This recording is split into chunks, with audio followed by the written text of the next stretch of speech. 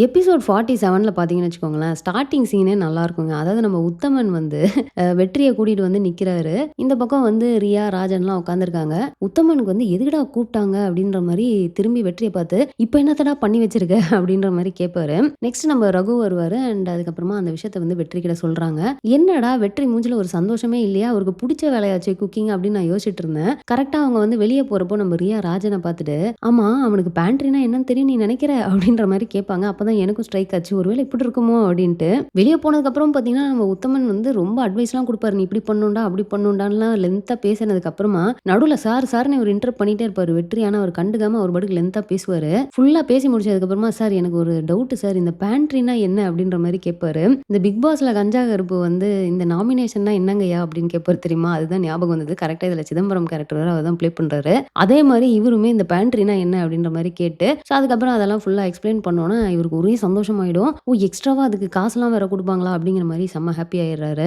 என்னடா நம்ம நெடுமாறன் 2 எபிசோடா சந்தோஷமா இருக்கிறாரே அப்படின்னு நான் யோசிச்சுட்டு இருந்தேன். அவ்வளோதான் ஸ்டார்ட் ஆகிக்கிச்சு. இப்பயிலருந்து அவர் வந்து ஃபுல்லா கண்ண உருட்டுற மாரியான சீன்ஸ் தான் வரும். நம்ம ஜான் இருக்காரு தெரியுமா? நேரா போயிட்டு இந்த விஷயத்த வந்து நெடுமாறன்ட்ட சொல்றாரு. சொன்ன உடனே அவருக்கு செம்ம டென்ஷன் ஆகுது. இவனுக்குலாம் வந்து என்னைக்கு புரியும்னே எனக்கு தெரியல. எவ்வளோ பெரிய பிரச்சனைய பண்ணியிருக்கான். அவனுக்கு நம்பி இப்படி ஒரு பொறுப்ப வந்து குடுத்துருக்காங்க. ஒரு நாள் அவன் ஏதாவது பெரிய ப்ராப்ளம் ஒண்ணு கிரியேட் பண்ணிட்டு போறான். அன்னைக்கு தான் இவங்களுக்குலாம் புத்தி வரப்போகுது அப்படிங்கிற மாரி அவர் ஒரு பக்கம் டென்ஷனா உட்காந்துருப்பாரு.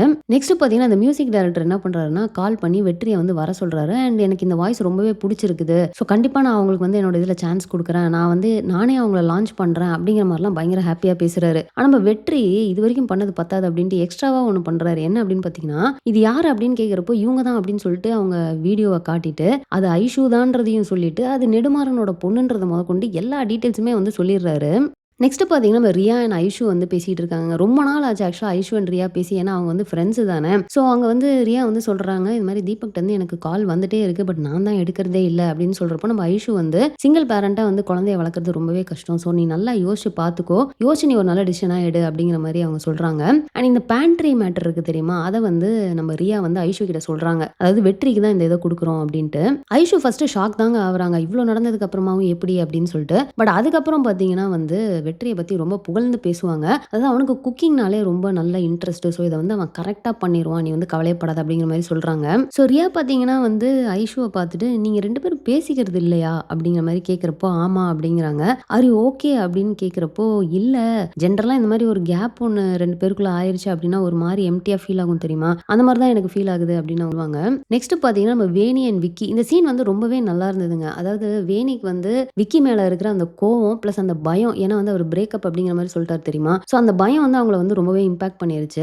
என்னதான் அவங்களுக்கு வந்து நம்ம திரும்ப எல்லாரும் ஒண்ணா பேசணும் அப்படிங்கிற சந்தோஷம் இருந்தாலும், அவங்க ஸ்டில் வந்து அந்த விக்கிட்ட அந்த பழையபடி வந்து அவங்களுக்கு பேச முடியல. அத சார்ட் அவுட் பண்ணணும் அப்படிங்கிறதுக்காக நம்ம விக்கி வராரு. "ஏன் என்ட்ட ஒழுங்காவே பேச மாட்ற?" அப்படின்னு சொல்லிட்டு எவ்வளவோ வந்து அவர் பேசி பார்க்குறாரு. அவங்க கன்வின்ஸே ஆக மாட்றாங்க. "நான் வந்து உன் கால்ல விழுந்து மன்னிப்பு கேட்கிறேன். நீ இதுக்கப்புறம் தயவு செய்து என்கிட்ட ஒழுங்கா பேசு" அப்படின்னு சொல்லிட்டு கால்ல விழுந்துடுறாரு. வேணிக்கு வந்து செம்ம ஷாக் ஆகுது. "தயவு செய்து எந்திரி எந்திரி" அப்படிங்கிற நம்ம விக்கி பார்த்தீங்கன்னா வந்து, "என் கோவம் பத்தி தான் உனக்கு நல்லாவே தெரியும்ல. ஒருவேளை நான் கல்யாணத்துக்கு அப்புறமும் இந்த மாரி கோவப்பட்டேன் அப்படின்னா இப்படிதான் என்ன விட்டுட்டு போயிடுவியா?" அப்படின்ற மாரிலாம் வந்து அவர் பேசுவாரு. நம்ம வேணி பார்த்தீங்கன்னா வந்து, "இதுவே லாஸ்ட்டா இருக்கட்டும். நீ இன்னொரு வாட்டி இந்த மாரி கோவப்படுவியா? இதுக்கப்புறம் நீ இந்த மாரி கோவப்பட்டனா கண்டிப்பா நான் விட்டு போயிட்டே இருப்பேன்." அப்படிங்கிற மாரி சொல்லுவாங்க. 2 பேரும் ஒரு வழியா பேசி சார்ட் அவுட் ஆகி அவங்க ஹக் பண்ணிட்டு திரும்ப பழைய மாரி அந்த ஒரு இது அவங்களுக்குள்ள வந்து பில்ட் ஆகும். பட் இத வந்து தூரத்துல இருந்து ஸ்ரீநிதி பார்த்துட்டே இருக்காங்க. அவங்களால வந்து இத சுத்தமா அக்செப்ட் பண்ணிக்கவே முடியல. அண்ட் கடைசியா இந்த எபிசோட்ல நடந்த விஷயம் என்ன அப்படின்னு பார்த்தீங்கன்னா, நம்ம ரகு அண்ட் மாறன் வந்து பேசிக்கிறாங்க.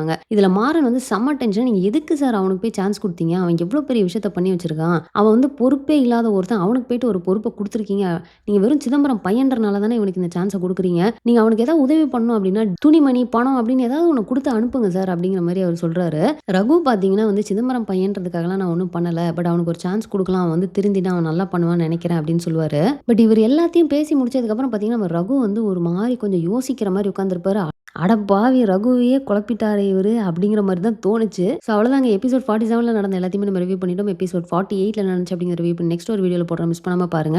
இந்த வீடியோ உங்களுக்கு பிடிச்சிருந்தா லைக் பண்ணுங்க. உங்க ஃப்ரெண்ட்ஸ் எல்லாருமே ஷேர் பண்ணுங்க. மறக்காம சேனல சப்ஸ்கிரைப் பண்ணி என்ன சப்போர்ட் பண்ணுங்க. தேங்க்ஸ் ஃபார் வாட்சிங். Bye by.